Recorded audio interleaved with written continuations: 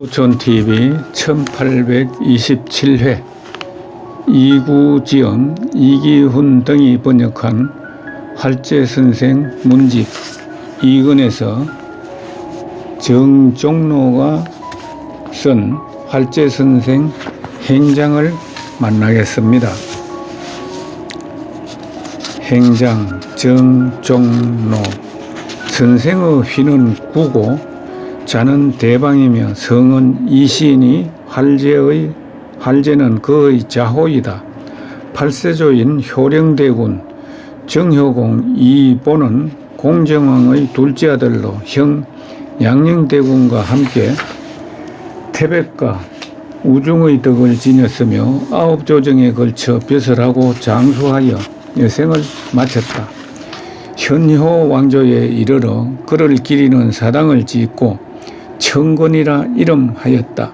그 뒤 자손이 석봉하여 4대를 지나 이 효원에 이르러 처음으로 조정에 진출하였으니 현감을 지내고 자성지에 정직되었다. 이분이 단선 현감을 지낸 이경검을 낳았고 이경검은 호조자랑을 지내고 이조 참판에 정직된 이돈을 낳았으며 이돈은 공조정랑을 지낸 이광업을 낳았다.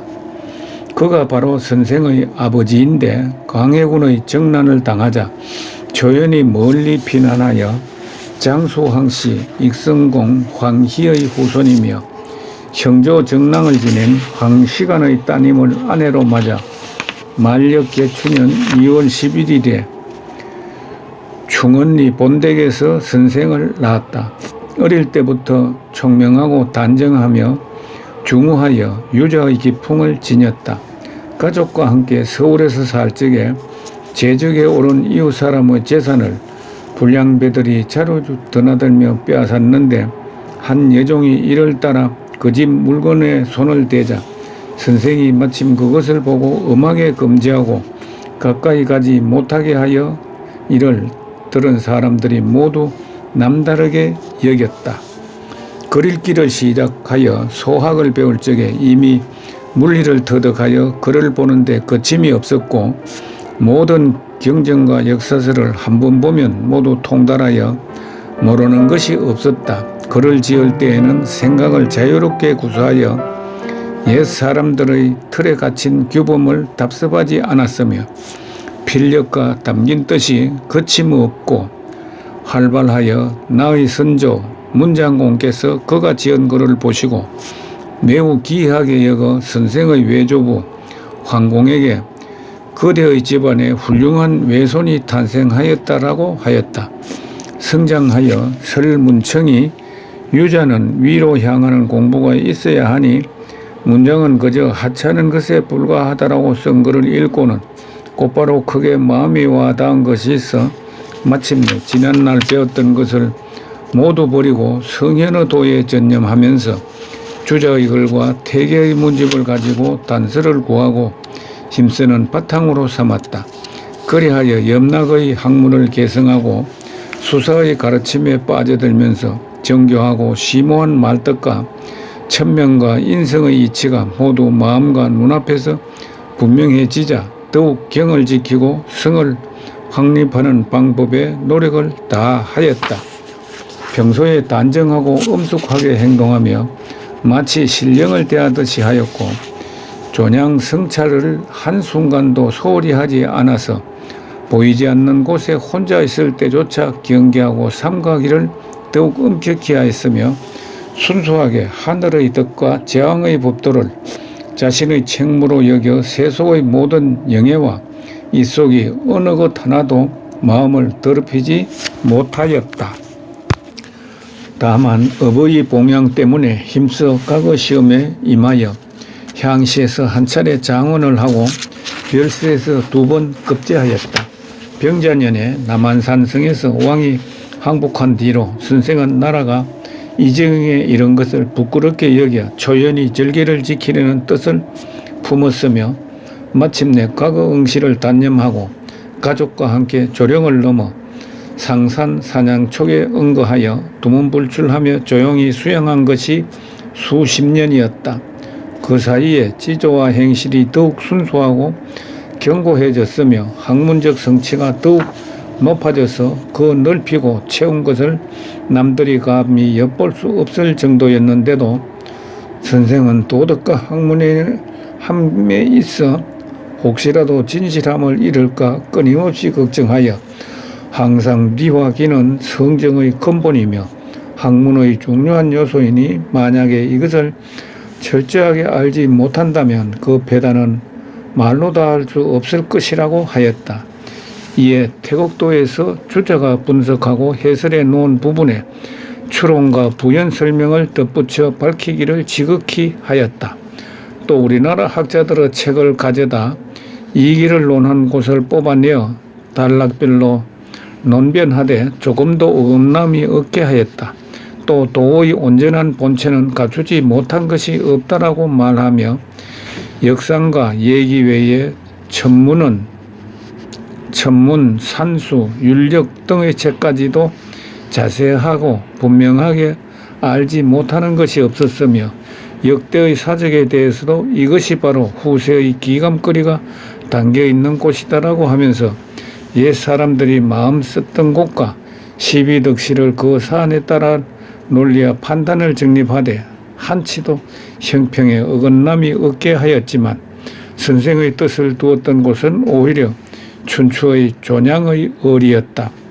갑신년에 명나라가 드디어 멸망하자 선생은 더욱 비풍 하천의 심정을 이기지 못하여 그 뒤로부터 다시는 청나라 역사를 가까이 하지 않고 스스로 역사를 만들어 절기를 살폈다. 일격이 시를 짓기를 산속에는 달력이 없지만 오히려 대명의 봄을 기억하네라고 하였는데 아마도 실제로 기억한 것 같다. 선생은 도덕을 가슴에 품고 세상에 쓸 수가 없어 초야에 응거하면서 아무 욕심 없이 스스로 즐겁게 지냈지만 마음속으로는 세상 일을 잊은 적이 없었다. 어류년에 구원에 응하여 10조항의 상소문을 올렸는데 거기에서 성악의 요체 및 정치의 폐단과 시대의 병폐를 말한 것이 매우 절박하여 상소문을 상주목에 제출하자 목사가 위험한 말이라는 이유로 기각하였다. 경인년에 영남의 여러 선비가 성모의 일로 논쟁을 제기했을 적에 선생이 그 상소문을 작성하였다가 크게 세인들의 질시를 받고 연좌되어 권고를 당했지만 거기에 개의치 않고 나는 우리의 도를 위하여 근심하였을 뿐이다. 하복은 운명이니 이것이 두렵겠는가라고 말하였다. 타고난 정성이 지극히 효성스러웠으니 아버지 정난공이 중병에 걸렸을 적에 선생이 손가락 하나를 빼어 피를 약에 섞어 들여서 회복할 수 있었다. 6년이 지난 임진년에 부친상을 당하고 계사년에 다시 모친상을 당하자 지나치게 슬퍼한 나머지 몸이 수척해져서 거의 병이 들 정도였다. 주변에서 보양을 권하였지만 선생은 응하지 않고 더욱 삼가서 상을 치렀으며 상복도 벗지 않는 채 곡하고 울기를 그치지 않다가 결국 그 길로 생을 마쳤으니 바로 갑오년 8월 25일이고 향년 42세였다. 선생을 뜻을 같이 한 버신 구학제 건구가 사실을 지어주고 싶다는 의견을 내놓으며 맹정료와 서절효의 고사를 예로 들자 목재 홍선생이 이것은 예전 법이라서 쉽게 말할 수가 없다. 다만 그의 행적과 글을 정리하고 엮어서 길이 전한다면 나중에 역사가가 우리 동방의 훌륭한 덕행을 전할 때 그보다 더 나을 사람이 누가 있겠느라고 말하였다. 10월에 연풍의 장풍산 손향의 언덕에 장사 지냈다. 부인 청주 경씨는 홍문관 부지학을 지낸 경혼의 현손이자 호조 참판을 지낸 경섬의 손녀이며 선공 감력을 지낸 경유후의 따님으로 아들 하나를 낳았으니 이름이 이주창이다. 임천 조씨는 성문 참교 조익의 현손이자 기성부사 조응우의 정손이며 병절국 교위 조인보의 따님으로 아들을 하나 낳았으니 이주만이고 딸 하나를 낳았는데 김정남에게 시집갔다. 이주창은 아들 넷을 두었으니 이정번, 이진번, 이관번, 이인번이며 딸이 하나인데 진사 송유량에게 시집갔다. 이주만은 아들을 하나 두었으니 이사번이고 생원이며 딸을 셋 두었는데 건침, 이지정, 최상에게 시집갔다. 김정남은 아들 둘을 두었으니 김윤명은 생원이고 차남 김윤검이며 딸을 하나 두었는데 김서봉에게 시집갔다. 제사를 모시는 정소는 이유춘이다. 진사이다. 나머지는 기록하지 않는다.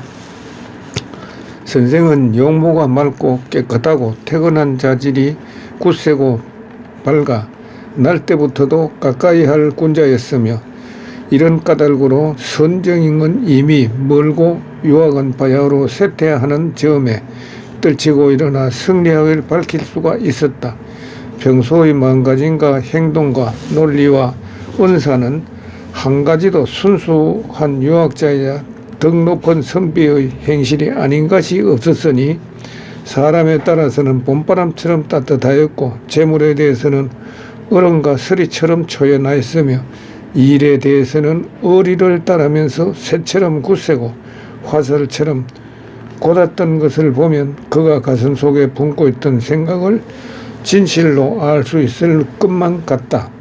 그래서 그의 평소 행적을 한두 가지 들어보면 종모가 병으로 쓰러졌는데 돌볼 자녀가 없자 집으로 모시고 와서 생전과 사후에 조금도 서운함이 없게 하였고 누이가 죽고 자식들만 열은 남게 되자 데려다가 자기 자식처럼 양육하였으니 이러한 일들이 이루 다 기록할 수 없을 정도이다.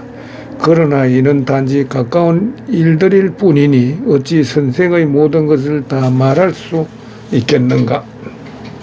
목지의 선생이 시를 지어 교곡하기를 조선 남쪽에 군자가 하나 있으니 동국의 이름난 선비라네라고 하였고 용주 조선생은 하늘을 흔드는 논변은 주룩을 분변하였고 대지의 우뚝 솟은 제목 기남에 견줄만 하니 세상의 뜬구름 같은 영화를 일찍이 악취처럼 피하였고 도의 참맛은 진실로 맛보며 만년까지 즐겼네라고 하였다. 청대 근선생도 일찍이 경인년의 상소 때에 온 세상이 떠들썩하게 우계와 율곡을 공격했던 이들은 단지 그들의 엉성한 두 가지 논리에 근거하여 단정하였을 뿐 학술의 정미한 부분에 대해서는 말할 줄 아는 사람이 없었는데 선생만이 홀로 길을 이로 인식하고 있다는 등의 말로 자세하게 진술하여 논변하여 우리 도의 본뜻을 세상에 분명히 내보였다. 병자년과 경춘년의 사건으로 온 나라가 슬퍼하고 분노했지만 당시의 선비들은 조정과 제야할 것 없이 수치를 무릅쓰고 이리저리 바쁜 이들이 넘쳐났는데 선생만이 홀로 어리상 진나라를 섬길 수 없다는 자세로 언둔을 달게 여기며 원망도 후회도 없이 한 손으로는 백척의 파도를 막고 한 몸으로 망고의 강상을 지킬 것을 생각하였다라고 하였으니 세분 선생의 말씀을 살펴보면 선생의 크나큰 지지를 또 알 수 있겠다. 접대 만약 하늘이 생명을 연장해 주어 이치를 밝히고 도를 몸소 실천하는 노력이 더욱 지극해졌더라면 비록 불행한 때를 만나 출사하여 세상에 업적을 남기지는 못하였더라도 응가며 우뚝하게 유림의 높은 산이 되었을 것이며 찬란하게 성악의 큰 별이 되었을 것이니 그 공로와 이름이 사람들에게 미치고 눈부신 영광이 후세의 빛남이 어떠했을까마는 하늘도 도리어 그를 앗아감이 이처럼 빠를 줄이야. 선생의 효심으로 어찌 멸성하지 말라는 경계를 몰랐을까마는 끝내 견디지 못하고 목숨을 잃게 되었으니 이는 실로 사문의 애건이며 인력으로 어찌할 수 없는 것이다. 아, 슬프다. 선생의 유집 약관건이 집에 보관되어 있으니 우리 지역 학자들이 만약에 선생의 행적을 알게 되면 외우고 이야기하며 경모하지 않을 리가 없을 것이다. 걸렁 병원년에 마침내 거남서원에서 배양하였으니 이는 보훈의 한 방법이라고 이럴만할 것이다. 선생의 오세손 이원양이 전에 내려온 사적을 가지고 와서 나에게 보이며 행장을 지어달라고 청하니 사양하지 못하고 이에 삼가 이와 같이 쓴다. 순조 5년 을충년 1805년 정월 상한에 진양 정종로가 짓다.